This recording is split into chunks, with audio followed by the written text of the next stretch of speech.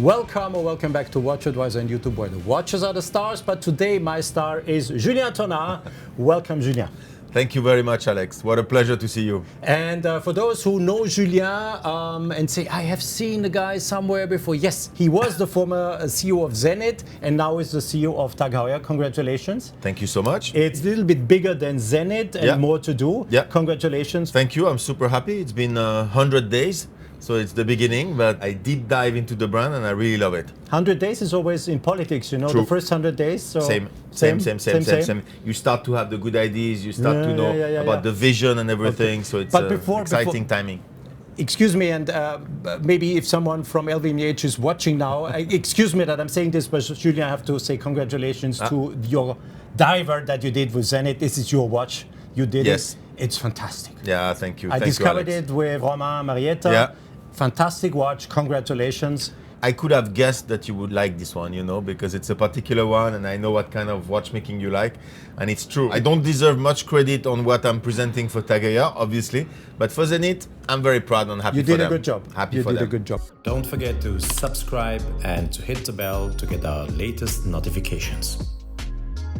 So, first 100 days, TAG Heuer, what's your first impression? Love it. I mean, it's a brand with so much energy, so much dynamism, you know, and I kind of knew that. I kind of knew the pace at which the brand is going, and it's quite incredible. What I might have not expected that much is the richness of the history. The history, the heritage, and also the know-how and the savoir-faire. And I think this is something that I love. You know my past, you know where I come from, you know how much I like watchmaking and fine watchmaking. Of course. So I'm really happy to see that. It gives me the opportunity also to go back in the past and bring some vintage things. So I'm very excited. For those who don't know what Julian is talking about, he was working for Vacheron Constantin for a couple of years and a long time, I would even say. And so if you come out really from watchmaking and if you land here, first with Zenith, a brand with a lot of heritage, and then you come to TAG Heuer, this is a nice playground.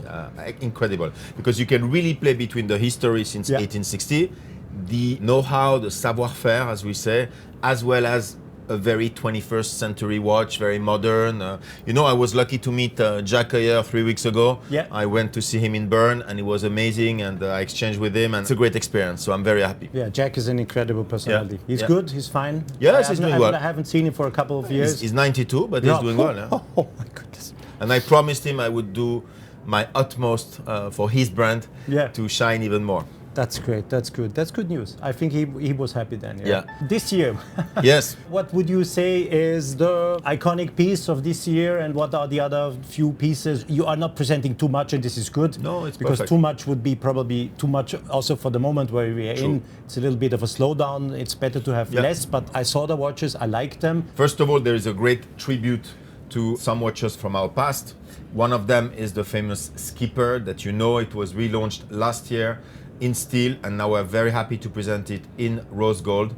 It's a watch that's been very famous, originally launched in 1968 to celebrate the victory in the America's Cup in 1967. So a very important watch for TAG Heuer, very identifiable with these codes, these different colors for the regatta. And that's really a piece extremely iconic, so I'm happy to launch it in gold. This watch looks gorgeous. Yes. At the time being, it's a small watch, but type of watch was very, very cool, I have to say.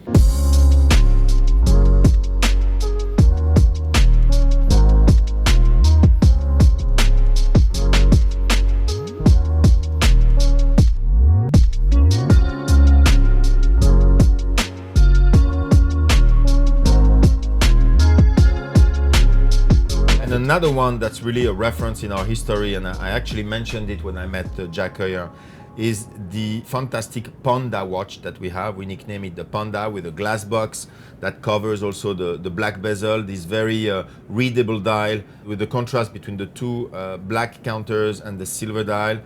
For the first time on a bracelet, so very nice watch, very easy to wear, an elegant watch. It's been really a pleasure to present this watch, and all the fans and aficionados of the brand love those two models.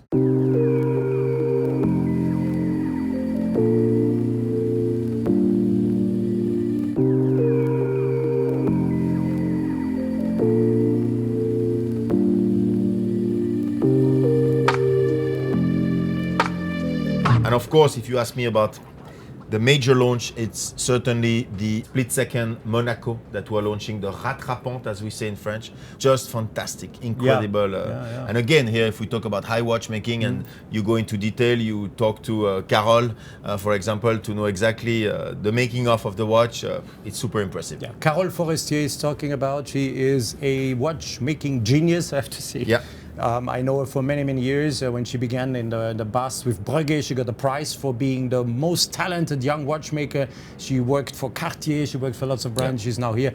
And working with Carole, it must be just... It's a real pleasure. A dream, I think. It's a real pleasure. And you know, when I saw this watch first, I was trying to understand exactly what the brand was doing. Then I realized that rattrapante was a very famous complication already in the early 20th century, to be precise in 1916, with the beautiful rattrapante measuring the 100th of a second already. So it's totally legitimate. It's in our history, and it's great that we come back into that segment in a very modern way, with a very contemporary movement look. With the sapphire, the titanium, it's quite amazing. Very technical look, by the way. Absolutely. I loved it. When you turn it around in the camera, you really discover lots of things. Two column wheels, the one to activate the split second. It's nice. It's really technical, and it is, rectangular shaped case. There are not many I would wear. I own one. That was done by Jean-Christophe Babin at the time being. It's one with has a suspension to really, the four little shock absorbers, and to really have suspended movement. It's a fun watch. And also it was technical, and so you're just continuing what you're. Absolutely. No, it's part of the tradition, and I think this watch, you can talk about the technique. You can obviously talk about the design you just did, Monaco design, very typical.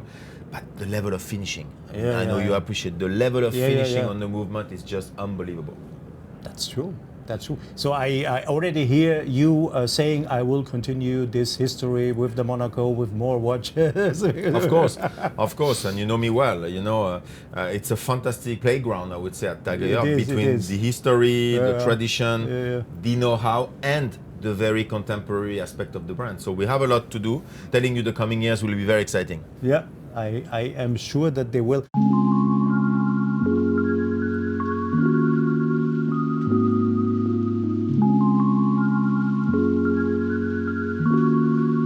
Besides this, the brand was repositioned in the last year a little bit. Do you have an idea in which direction you're going to focus for the next years in positioning the brand? Is it going to be more motorsports, or is it going to be... Do you have an idea? I absolutely do. First of all, we are continuing, and I'm going to work a lot on what I would call the elevation of the brand. And when I say elevation, it's not so much to move about price segment, but it's about bringing more quality, bringing more sophistication in the product. Yes. Detail. On the little details. It could be in buckle, it could be a strap, it could be the dial, but really to take care of every single detail to gain even more value on our product. That's very important to me. Marketing wise, and you mentioned it, motorsports are key. Will stay. It's our core range. We will stay and reinforce in a big way. You will hear things about it, but we will really in the near future reinforce our position even more than before. And of course, keep also some tactical things. You know, I mean, we talk about sailing with the skipper. America's Cup.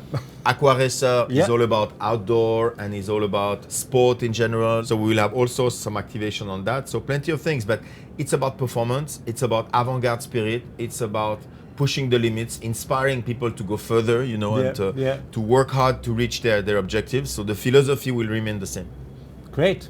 It's good. CEO after 100 days knows what he's doing also in terms of. I know.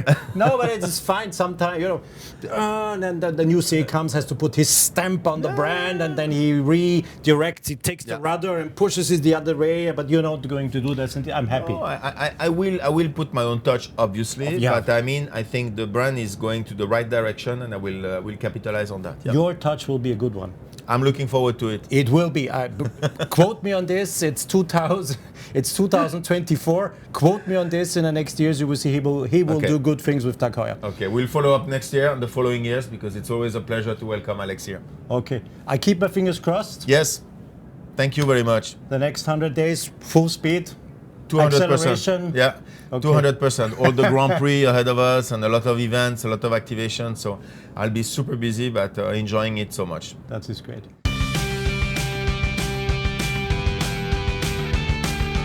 Julian Tornare, the new CEO of TAG Heuer. I'm getting tired. Oh my goodness.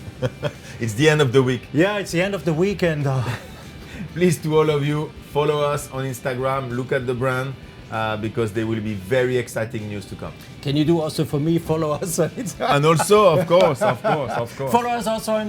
both of us. Yeah. Great. Julian. Thanks guys for watching. Thank you, Alex. Julian Tornare, the new CEO of TAG Heuer. Bye-bye, guys. Bye. Bye-bye. Bye.